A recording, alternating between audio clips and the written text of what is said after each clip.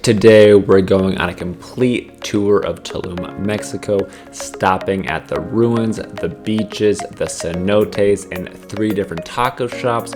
Make sure to stick around until the end to get the complete reviews. Hey guys, it's Jake and welcome to the channel where I share travel videos, tips, and recommendations. And today I'm going to show you what to do in Tulum, Mexico. We'll go over the beaches, the ruins, the cenotes, and go to a couple different taco shops. If you guys can do me a huge favor and tap that like button, it just lets YouTube know that people like the content so that we'll get shared with more people, which is a huge help for someone like me. Let's dive into Tulum, Mexico. You'll see why I said dive in later. Nailed the dive and the pun. We made the hour-and-a-half drive down from Cancun to Tulum, and the drive included everything from a street show to a stretch minivan. Tulum is a town on the Caribbean coastline of Mexico's Yucatán Peninsula. When we made it into town, the first stop we went to was to grab a cup of coffee at Campanelo's. Campanelo's was a small coffee shop that was very accommodating to tourists, took US dollars, accepted credit cards, and had a variety of coffee styles and pastries. The next stop was going to be for some breakfast tacos, and I had looked online to see some of the best places, as well as watch YouTube videos by Mark Wiens and Haley Takes on the World to get a good idea of which taco shops was the best, and this one came highly recommended. Taquero Hornio serves up cheap dollar tacos with a variety of meats and house-made tortillas. Judging by the number of positive reviews and the line waiting outside, it is for sure a local spot. The first taco shop is in the books, and I thought that they had a really good tortillas and that the meat was really good.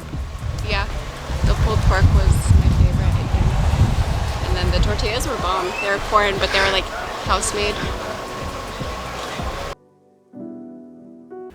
The next stop on the agenda was to check out the iconic Mayan Ruins. That's why we scream a lot, but no problem, okay? We're just gonna give you the map and the info. Okay, cool. Okay? Thank you. Can you please come here to the booth? Yep. Okay, thank you. You won't be able to drive all the way up, so as soon as you turn in, there'll be a lot of people screaming at you, and then you walk the rest of the way up. That whole experience was kind of crazy because you pull up and there's a lot of people yelling at you, trying to get you to park in certain spots.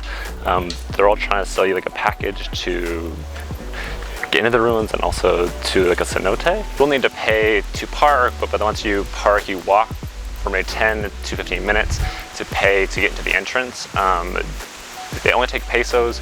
We had US dollars, which they made us pay extra, but we still got in. They kept telling us that the beach is not open because of the wind, but we're not sure on whether that was because they want us to go to the cenotes or whether and that's real or not. So we will find that out here shortly.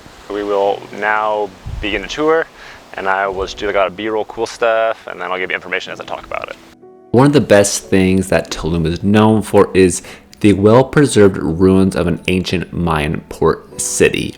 The main building is a large stone structure called El Castillo, which means castle, that is perched on a rocky cliff above the white sand beach and a turquoise sea.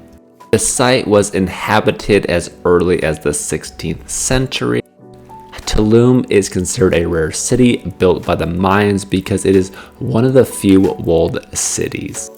Tulum was also one of the last cities built and inhabited by the Maya.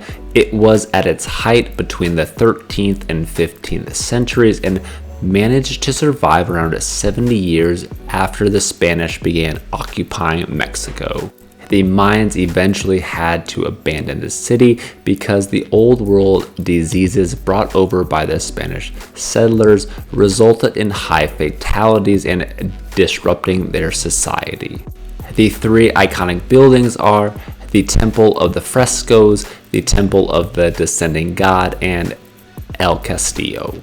And if you're not interested in learning this information on your own, you do have the option of hiring a tour guide to tell you all of this information.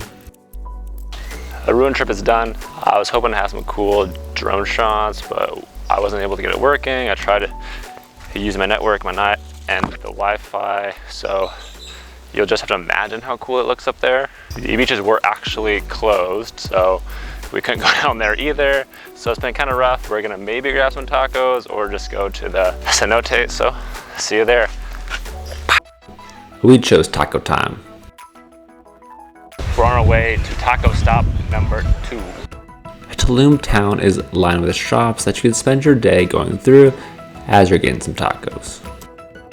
La Gordura had a nice vibe, a cool interior.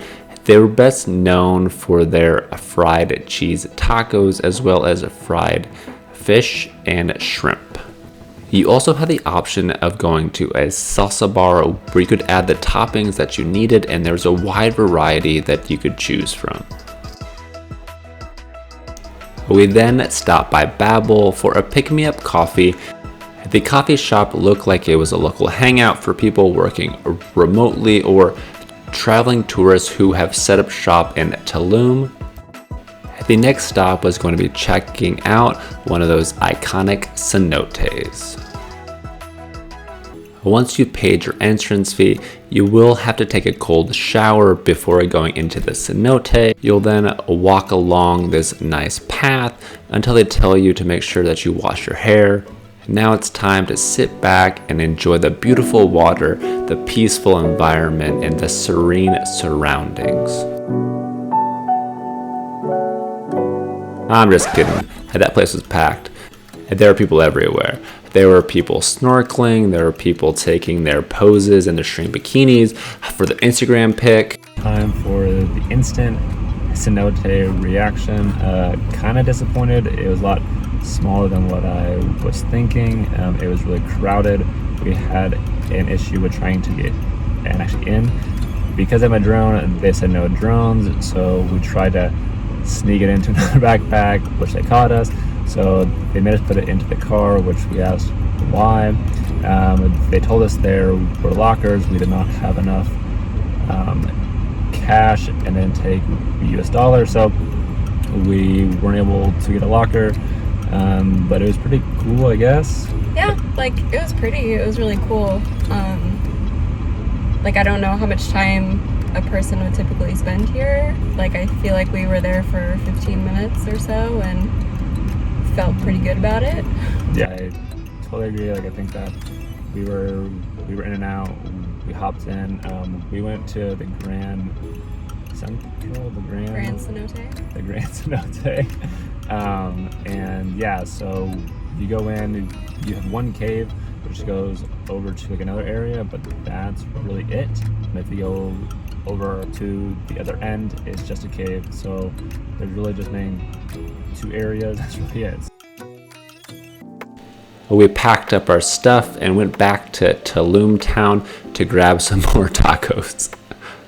Taqueria El Sabor provided different toppings such as nopal, which is cactus.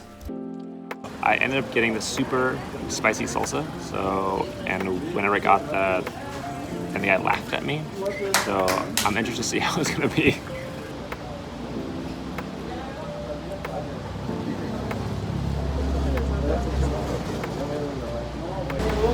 The spicy's not that spicy. The instant taco review. So I thought the first one was the best one, and then I liked the shrimp tacos at the last place. They all had good homemade tortillas. What did you think? The last one I also liked the shrimp tacos, but I didn't like the chicken. Was just okay. But this place, I got like the spicy chicken. It was really good, and the tortillas were also really good. I think the last place had like flour, but this one was corn, and they were warm.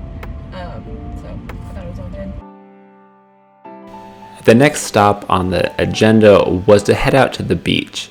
The beach is about 4 miles or 6.2 kilometers away from Tulum town, but can range from anywhere from a 5-minute drive to a 30-minute drive. Once you get over there, now comes the hard part, and you need to find a place to park. That's kind of a crazy process. It took us half an hour to get to the beach and to find that parking spot, but we made it. There are public beaches, but another popular option is to go to a beach club where you'll pay an entrance fee and they will have options of food and drinks. We weren't planning on staying that long, so we just made our way to the water and took a peek. There were a lot of people and restaurants right on the beach, which gave it a cool vibe.